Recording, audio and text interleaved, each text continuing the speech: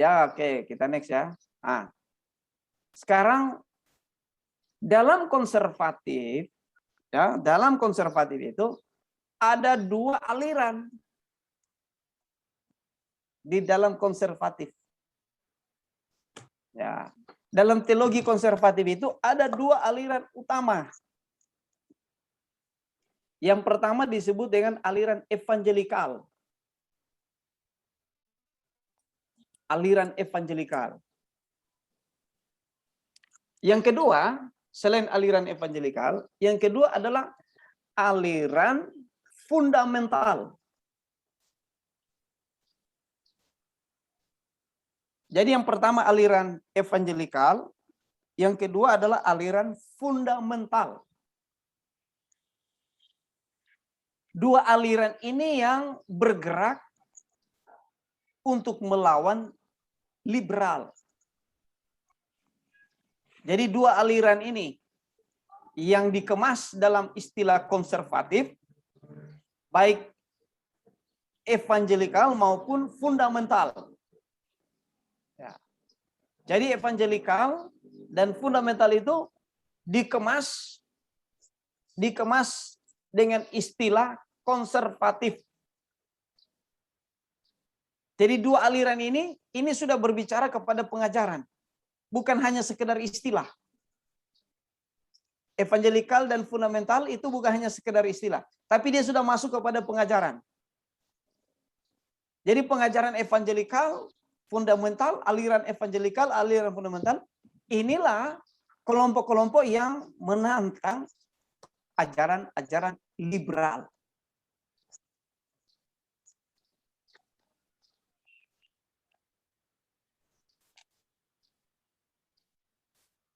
Nah, evangelikal itu dimulai dari mana? Kita lihat.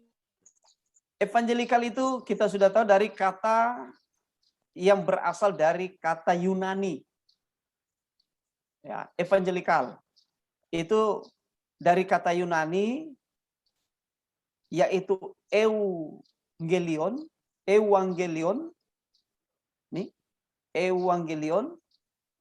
yang berarti kabar baik. Ya. Makanya kita mendengar ada ibadah evangelisasi. Sebenarnya itu ibadah penginjilan. Atau ada yang namanya kita dengar evangelis. Artinya orang yang memberitakan atau yang menginjil atau yang membawa kabar baik atau yang memberitakan kabar baik. Nah. Jadi kelompok evangelikal ini adalah kelompok yang memberitakan kabar baik tentang Yesus Kristus. Ya. Ini kelompok yang pertama ini, evangelikal dan fundamental. Jadi evangelikal itu adalah kelompok yang membawa kabar baik. Makanya mereka menyebut dirinya evangelikal.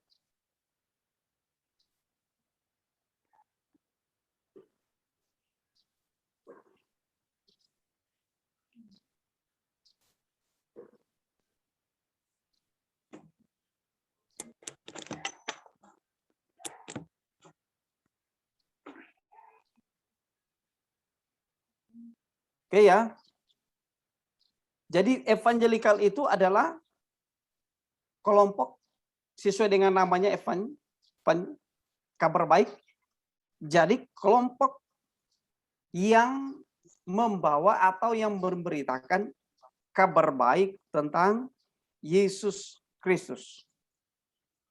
Ini yang disebut dengan evangelikal.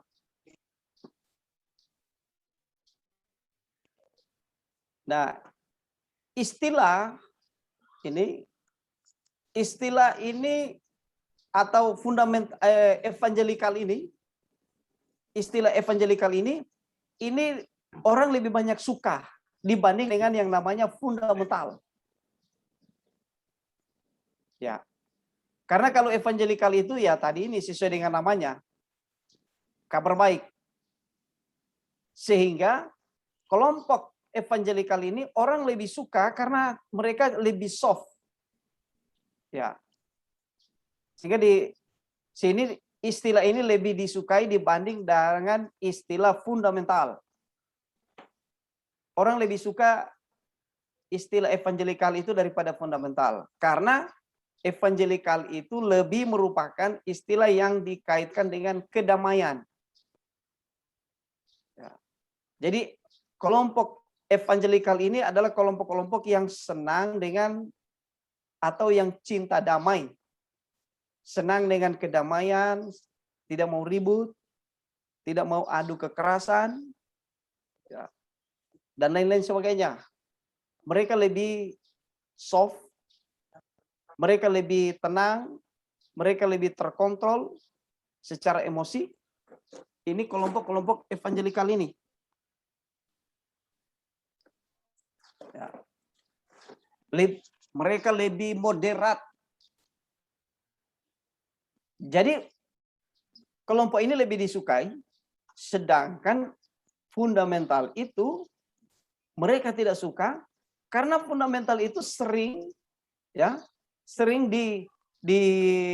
dikaitkan dengan separatis. Jadi orang-orang yang fundamental itu orang-orang yang punya mental separatis. Nah, separatis itu artinya menghalalkan segala cara. Orang-orang separatis itu menghalalkan segala cara untuk mencapai tujuan-tujuan mereka. Itu fundamental. Ya. Jadi kelompok fundamental itu kelompok yang menghalalkan segala cara untuk mencapai tujuan mereka. Ini untuk kelompok fundamental. Makanya orang tidak terlalu suka dia fundamental ini karena menghalalkan segala cara sampai memakai kekerasan. Ya, tidak segan-segan memakai kekerasan untuk mencapai tujuan mereka. Ini.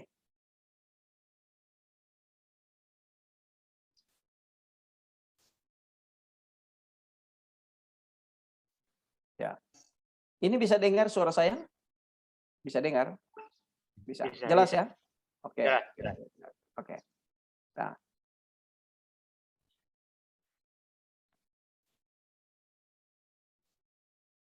Kita lihat ini perkembangan secara evangelikal. Nah, ini mungkin si Asar perlu dia lihat ini. Ya. Jadi perkembangan secara evangelikal itu dikaitkan secara historis dengan gerakan pembaharuan. Evangelikal itu secara historis masuk atau dikaitkan dengan gerakan pembaharuan gereja dalam sepanjang sejarah. Jadi dikaitkan dengan gerakan pembaharuan gereja, bahkan secara khusus ya, secara dalam gerakan reformasi. Secara khusus dalam gerakan reformasi. Ini evangelikal. Jadi dia selalu dikaitkan dengan gerakan-gerakan pembaharuan. Nah, fundamental itu tidak. Sekali lagi, fundamental itu dia lebih kepada kekerasan. Jadi kalau ada orang melakukan kekerasan untuk mencapai tujuan, itu sebagai bagian dari ciri-ciri orang yang fundamental. Jadi fundamental itu selalu dikaitkan dengan mental separatis, sementara evangelikal itu dikaitkan dengan yang lebih moderat. Dan itu ada hubungannya dengan gerakan pembaharuan dalam sejarah gereja, khususnya reformasi. Untuk evangelikal ini. Nah, contoh ini.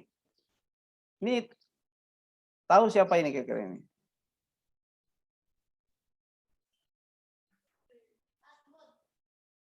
Martin Luther. Martin Luther. Nah, ini tokoh dari evangelikal. Nah, ini tokoh dari evangelikal. Dia lebih kepada bukan menghalalkan cara dengan kekerasan. untuk mencapai tujuan. Dia lebih kepada lebih moderat untuk memperjuangkan kebenaran itu. Ini evangelikal. Nah, gereja yang didirikan oleh Luther dan para pengikutnya yang memisahkan diri dari gereja Rom Katolik disebut dengan gereja Evangelist Kirche. Ya. Jadi setelah Martin Luther tadi menempelkan dalilnya, gerejanya ini berdiri sendiri. Kelompoknya berdiri sendiri dengan menamakan diri gereja Evangelist Kirche. Ya. Atau dalam terjemahannya Evangelist Kirche ini adalah gerakan Injili. Ya. Jadi gereja Martin Luther itu awalnya ada Injili. Ya. Injili. Tidak langsung nama Protestan. Pada Luther pertama. Dia masih pakai nama gereja Injili, Evangelist Kirche. Nanti pada abad ke-17 istilah Protestan itu semakin populer untuk menggantikan istilah Injili. Jadi waktu dari Martin Luther tidak langsung jadi Protestan namanya. Masih Injili. Nanti pada abad 17 baru Injili itu mulai pelan-pelan tersingkir, mulai pelan-pelan hilang dan didominasi dengan istilah Protestan.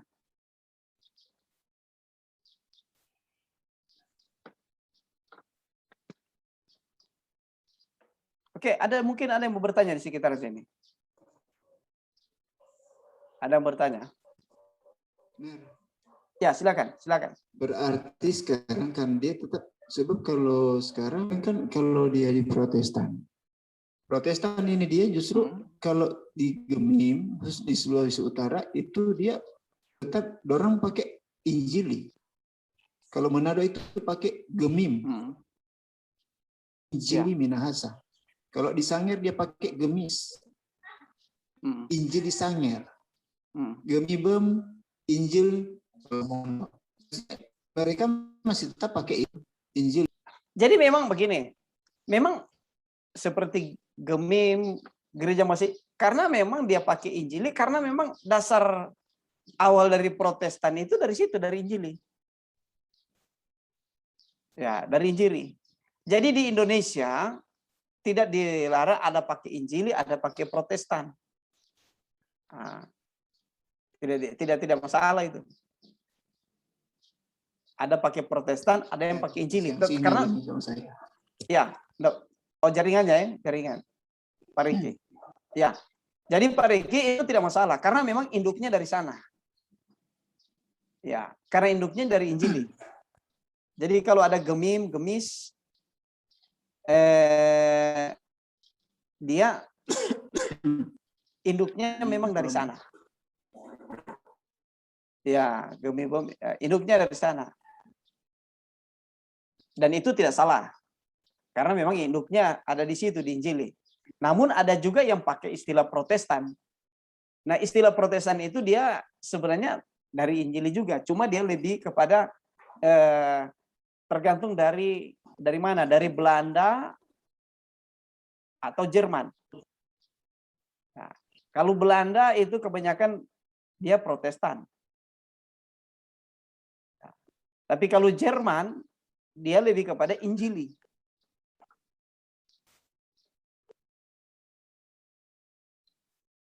Bisa dengar? Pak Riki dengar? Ada. Oke. Nah. Jadi begitu. Oke, siap. Mungkin ada lagi, silakan. Mer, ya. Jadi antara Protestan Injili dengan reformasi yang sekarang oleh Stephen Tong itu apa dia sinkron atau bertolak belakang? Oke. Itu sinkron. Injili dengan reformasi. Tertentu Iya. apa orang sinkron? Sinkron. Secara doktrin sinkron. Ya. Cuma kan gereja itu kebanyakan sekarang seperti Stephen Tong dengan gereja-gereja Protestan lain, dia lebih kepada Stephen Tong itu otonom. Jadi dia otonom sendiri. Dia masuk kepada lembaga di bawah naungan daripada Persekutuan Injili. Dia tidak berada di bawah Persekutuan Gereja-Gereja di Indonesia, PGI. Yang sebagian besar banyak Protestan. Tapi dia lebih kepada Persekutuan Injili, PII. Ya. Gitu. Dia gitu. Soal pengajaran tetap sinkron. Contoh misalnya ya, kan itu Stephen Tong itu dengan macam Protestan itu kan mirip-mirip saja, misalnya begini, GPDI dengan GPPS. Ya. Atau tidak GBI sama GPDI. Nah, mirip sama. Gitu. Atau tidak GPDI dengan GPI, tidak ada D-nya. Misalnya, itu contoh. Sama saja, sama.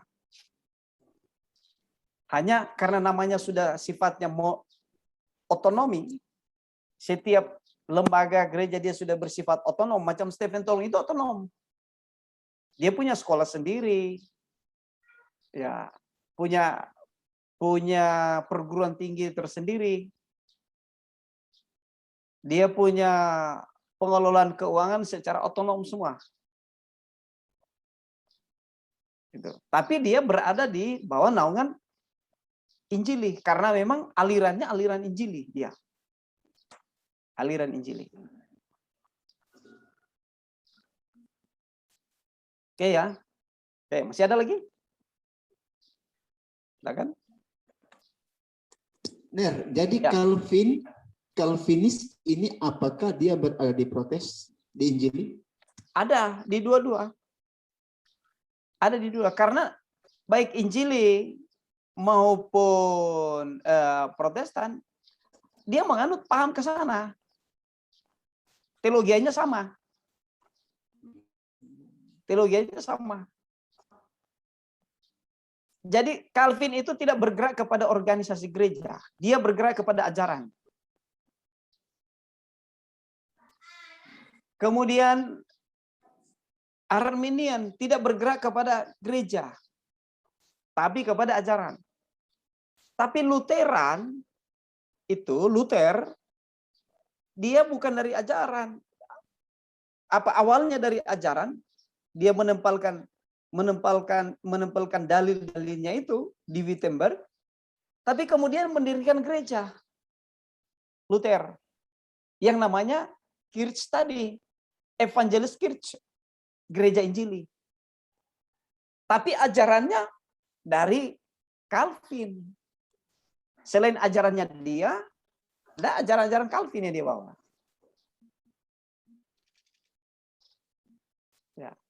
Cuma walaupun itu tidak misalnya contoh misalnya begini, saya kasih contoh begini.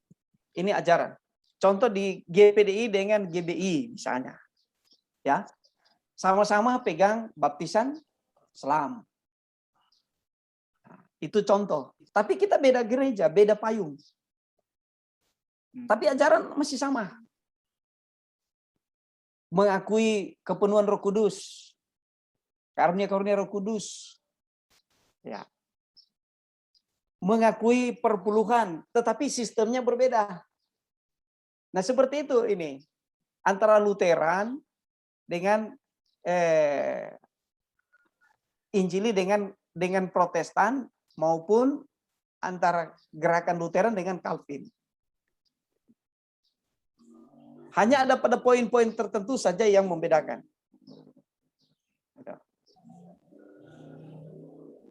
Jadi kalau Luther dia lebih menekankan keselamatan itu tidak bisa dibayar. Itu Luther dia lebih menekankan keselamatan oleh anugerah. oleh iman, tidak boleh dibayar karena dia menantang tata gereja dari Katolik. Sementara Calvin itu dia lebih kepada pengajarannya bahwa keselamatan itu sudah ditentukan dari sebelumnya.